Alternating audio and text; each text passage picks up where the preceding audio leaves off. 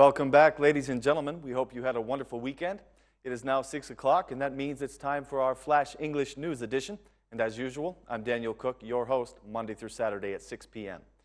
In today's news, many of Tirana's drivers turned off their vehicles this morning for a full 5 minutes at about 11 o'clock. This was done in protest of the high oil prices here in Albania. Many of the drivers shut off their vehicles wherever they were on the road, and it was not easy for the police to manage the chaos. The Democratic Party chairman took part in this protest, together with other members of the Democratic Party. They shut their vehicles off in the middle of the main boulevard. Mr. Basha declared that this is only the beginning of the protests against the Rama Meta government. He said that there will be more protests until the government reduces the oil price, the price of electricity, and the taxes, as they promised to do during the electoral campaign. Basha expressed his thanks to the many citizens throughout the country that joined in the protest at 11 o'clock. The former Prime Minister, Sali Berisha, also spoke about the protest. He said that it was a means to temporarily paralyze Edi Rama. The protest against the high oil price was joined by the drivers of many other Albanian cities as well.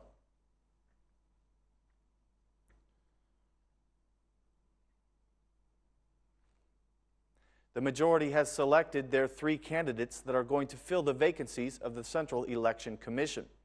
The Socialists have decided to reassign Dinar Biba to the CEC, and he is expected to hold the position of vice chairman. Edlira Yorgaci is the second appointment, and she is the director of codification in the Ministry of Justice. The third nomination is the right of the Socialist Movement for Integration, and they chose Gazim Valeshnya, who is the head of the Assembly Cabinet.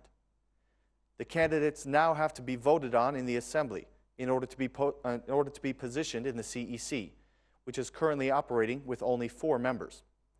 After this, the preparations for the next local elections can begin.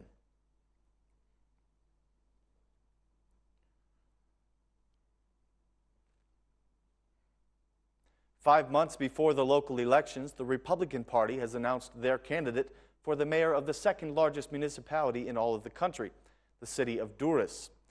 Agron Duka from the Republican Party has received the blessing of the right wing and has been officially announced by the head of the Republican Party as a candidate for mayor. The candidacy of Agron Duka indirectly excludes Leftar Koka from running for the municipality of Durrës, which means that probably the race will be between Agron Duka and the current mayor, Vanjush Dako.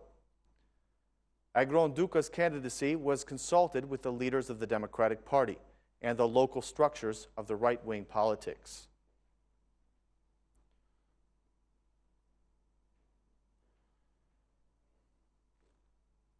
Today is the International Day of Customs, and a new project has been introduced for the customs agencies of Albania. The project is called Green Channel. The project will be initially tested in a customs agency in Durrës, and then it's expected to be applied to all the customs agencies. Present during the demonstration of the project, Prime Minister Rama said that it is based upon the new customs code and that it will help the customs points operate more efficiently. He said, "This is an extremely important moment in view of our vision to transform the relationship with business into a partner relationship. In addition, we aim to transform all of the points where goods enter and exit Albania in order to bring them to a higher standard of service. The new era that we have begun will continue to bring innovation in order to facilitate trade in this country for both exporters and importers," said Prime Minister Rama. The Customs Director, Elisa Spiropali, said that the new customs code will bring a lot of new capacity for business. She said, "Today is the International Day of Customs, and we have piloted the Green Channel for the first time in Albanian customs. The Green Channel and the authorized economic operators are considered to be revolutionary in terms of changing the mindset of customs in relation to business," said Spiropali.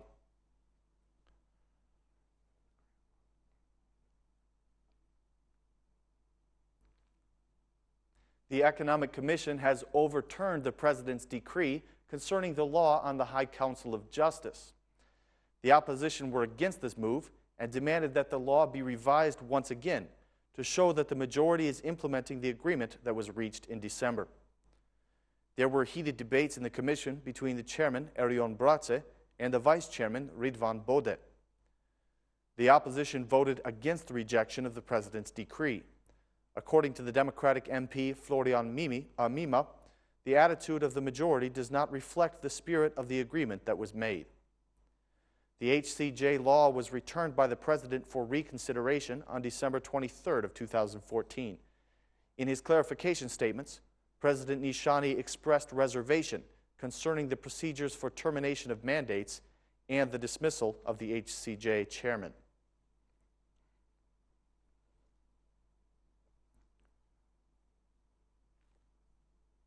The increased cost of importing wheat from Russia has led to the Ministry of Agriculture seeking other means to provide Albania with affordable bread. The ministry is making efforts to keep the price of bread from skyrocketing after the heavy tariffs imposed by Russia. Albania currently imports about 140,000 tons of flour per year from Russia. Clearly, the higher cost will have a direct impact on the citizens. After a meeting with wheat importers, Minister Panariti announced several measures that should be taken by the flour industry in Albania. First, the flour that has already been imported should be used until another source can be found. Second, they will speak with the Ministry of Finance to attempt to ease the fiscal burden on the importers. Third, a means of decreasing the cost of imports needs to be found.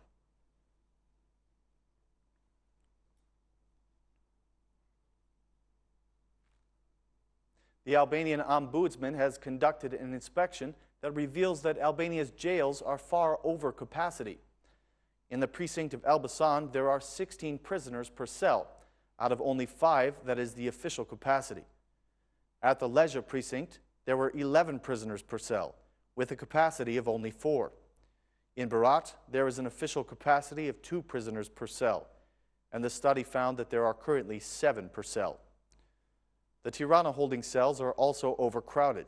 The official capacity is 10 prisoners per cell, and in reality, there are 3 times that many. The data from the penitentiaries is troubling as well. The total capacity in these institutions is 4,537 people, but there are an additional 1,340 people who are sleeping on the ground. In addition to overcrowding, there is a lack of basic provisions. These photos are from the prison of Leja, where the prisoners are suffering from a lack of drinking water and heat.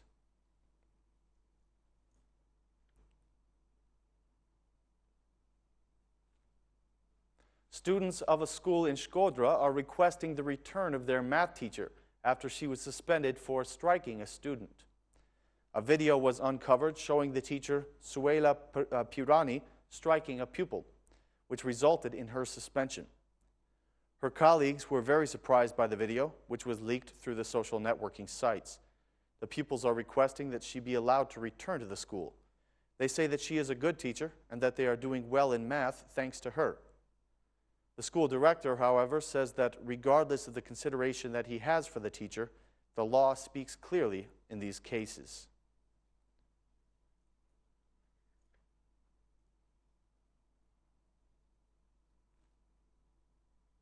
It has been announced that a new law is going to be drafted in 2015 to govern civil defense and natural disasters.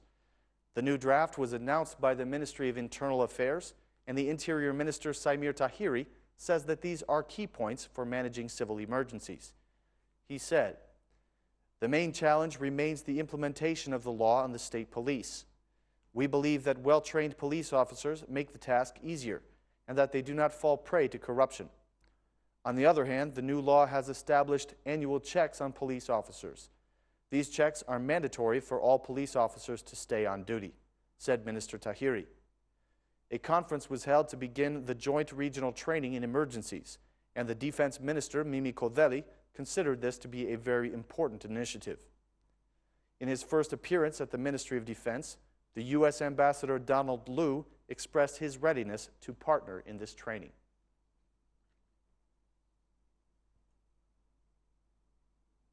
Ladies and gentlemen, that is all the news for this evening. We thank you for watching. Please join us again tomorrow at the same time for more translated Albanian news. Thanks and good night.